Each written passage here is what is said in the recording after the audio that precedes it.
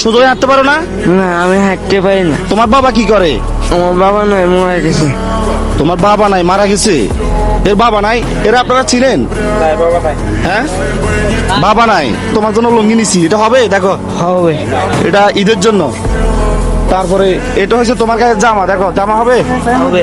ধরো নাও, এটা তোমার চেন্টু গেঞ্জি। এই যে দেখো, তোমার জন্য এক বস্তা চাল নিছি, এগুলা লাসি সামাই।